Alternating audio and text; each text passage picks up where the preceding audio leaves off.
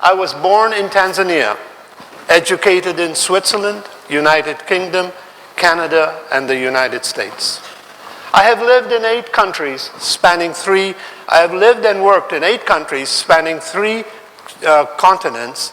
And in my lifetime, as you heard, I visited 83 countries for work and leisure.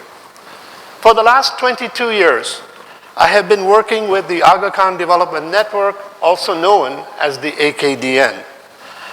Many of the countries that I have worked in and lived in were ravaged by natural and man-made disasters and political unrest. On a voluntary capacity, I am the interim chair on the board of Fairtrade International. Being involved in social enterprise activities, particularly in helping improving quality of life through community development, access to education, to help alleviate poverty, enhance sustainable livelihoods, is one thing that really motivates me and drives me. The topic of my conversation with you today is around cosmopolitan ethics, helping shape Africa's future and the rest of the world. His Highness the Aga Khan is a great advocate and proponent of cosmopolitan ethics.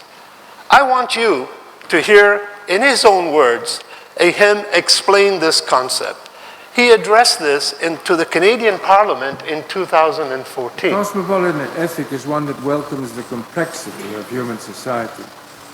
It balances rights and duties, freedom and responsibility. It is an ethic for all peoples, the familiar and the other, whether they live across the street or across the planet. And further, a month later at Brown University at the Ogden Lecture, he said, "In an increasingly cosmopolitan world, it is essential that we live by a cosmopolitan ethic, one that addresses the age-old need to balance the particular and the universal, to honor both human rights and social duties, to advance personal freedom and to accept human responsibility. It is in that spirit that we can nurture bonds of confidence across different peoples and unique individuals, welcoming the growing diversity of our world, even in matters of faith, as a gift of the divine. Difference in this context can become an opportunity, not a threat, a blessing rather than a burden." I am a strong believer in the notion of one humanity. Whether one is born like us here, fortunate in areas of opportunities, or those that through no fault of their own are born in areas of poverty and depravity, we all take an average of 21,600 breaths per day. We have a lifespan of around 4,000 weeks, a little less for those, unfortunately, in the impoverished areas. The main difference between where we live, or where we are born, and what we do is what we really do during the time we're on this earth. When we're on this earth, for those fortunate enough, you and me, we spend 47% of our lives, 1,800 weeks, on education, developing a career, and then for the balance of the time, we have gainful employment, we look after our families, and then hopefully, if we have time, we give back to community. Unfortunately, for those people that were born on the other side, they spent 80% of their lives on survival, fighting illnesses, looking for shelter, and trying to gain employment. When one looks at the world today, it is fragmented and fragile. Nationalism, patriotism is all on the rise. Respect, tolerance, and understanding of different cultures, different faiths is waning. This has a tendency to alienate those marginal societies. It impacts their quality of life and sustainable growth. My experiences working around the globe has shown me that we find it extremely difficult to embrace the complexity of human society graciously. However, there is one silver lining, if I may call it, or one exception, is what happens post-disasters. When an earthquake, hurricane, landslide has struck, you can see clearly at that time the care, the compassion, the understanding, and the implications of social duties that are being embraced with dignity. This is what is really cosmopolitan ethics. Let me give you some examples. At the time of Bhuj earthquake in India in 2001, I had gone to India to assist in putting together logistics for an AKDN response. When we got to Bhuj, those people that were displaced, which was most of the town, were sitting in makeshift camps and were just mulling around, not able to find things. We went there to help them. And it was a few hours later at lunchtime, we got people coming to us and saying, please join us for meals. Despite them having rationed food, they took us in, helped us, and gave us food to eat. At the time it started raining, they came running out to give us some plastic cloth to put over our heads so we did not get wet. Then in Tajikistan in 2002, in the aftermath of a landslide that affected the village of Dasht in Gono, Badakhshan, where unfortunately 24 people died, 75 houses were destroyed, and 500 people were displaced. Again, when we went there, a few hours after the disaster struck, one was amazed to see the compassion, the care of those that were affected coming to you, making sure you were comfortable, and working with you to help their fellow brothers and sisters.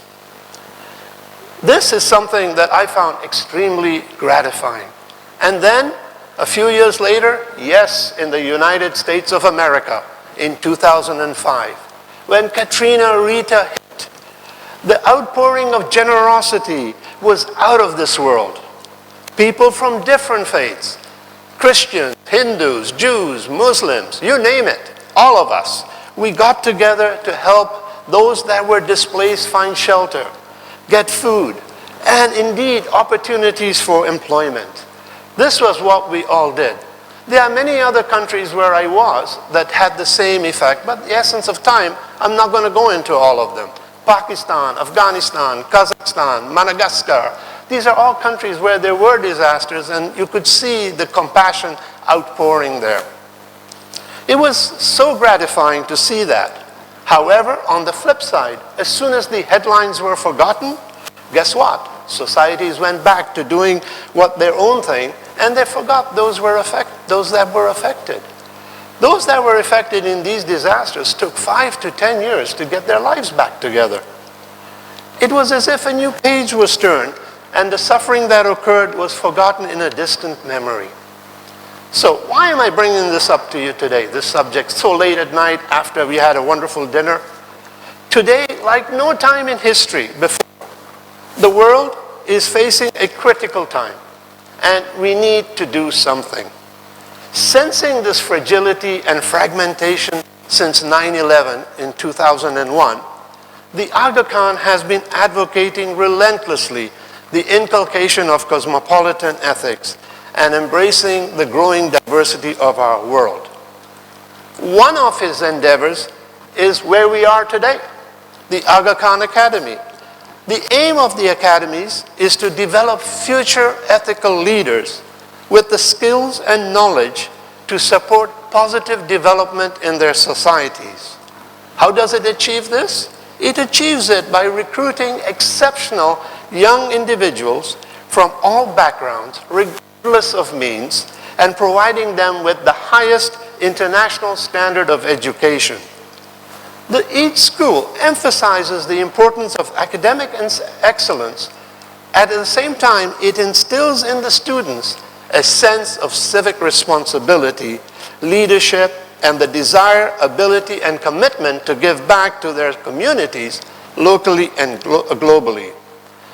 The academies are rooted in an educational approach that measures success not just by academic achievement, but also how students apply what they know to make the world a better place. Students also receive a grounding in ethics and living in diverse communities. Doesn't that sound like cosmopolitan ethics?